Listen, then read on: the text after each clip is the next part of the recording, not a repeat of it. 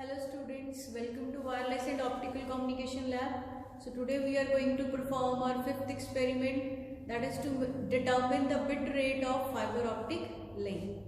To perform this experiment we need OFC trainer board, power supply, function generator and CR. So first of all let's discuss about the connection diagram. Function generator is used to fed a signal of 10 kHz to the input of emitter circuit. This circuit will convert the electrical signal to the optical signal. Then the output of this emitter circuit is connected with the input of detector circuit with the help of a fiber cable. This fiber cable will carry the optical signal. Then again this detector circuit will convert the optical signal back to the electrical signal. So the output of this detector circuit is connected with the positive terminal of the comparator circuit and the negative terminal of the comparator circuit is connected with the potentiometer, and this is connected in order to adjust the DC level. Output of the comparator is fed to CRO, and to determine the bit rate supported by the fiber optic link, increase the frequency from the function generator until the output has become 0 or completely distorted. So let's start with the practical part of our fifth experiment, that is to determine the bit rate of optical fiber link. So in this experiment we'll use a function generator, OFC trainer board and CRO. So in this OFC trainer board we'll use inbuilt function generator, emitter circuit, then detector circuit, then a comparator circuit, and at this test point the output is fed to the CRO to check the desired output. So let's start with the connections. So from inbuilt function generator we'll use a square wave 1 kHz signal that is given to the input of the emitter circuit. LED is connected with the photodetector with the help of optical fiber cable. This optical fiber cable will carry the light signal. Then output of this detector circuit is fed to the input of the comparator circuit. Then we'll use a CRO to check our output. So place this probe at this point, test point, output test point, and ground the negative terminal. Make sure our emitter circuit is in digital mode and CRO is in DC mode.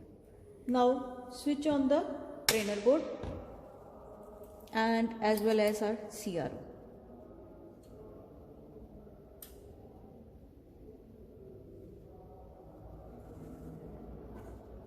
So in this case, first of all we will examine the detector output, that is we place our probe at this point.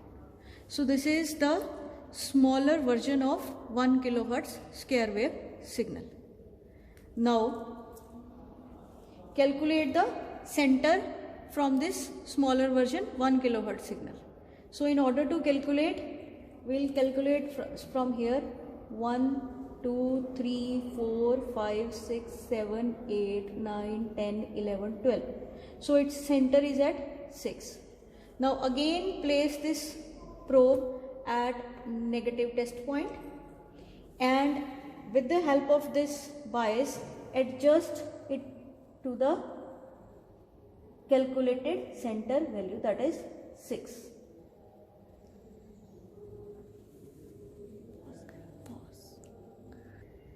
Now check the output. So this is our regenerated output. In order to determine the maximum bit rate, we use a function generator. Now turn on the function generator, set the square wave and 10 kHz signal.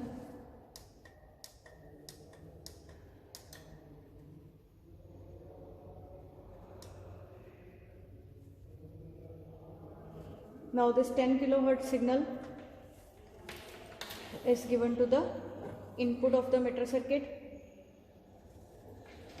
and ground the negative terminal of function generator.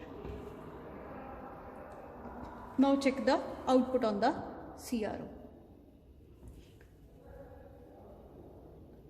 Now vary the frequency until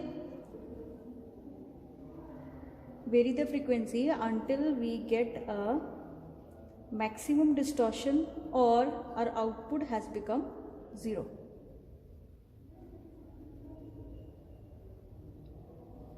We have to note that frequency at which we get maximum distortion or our output become 0.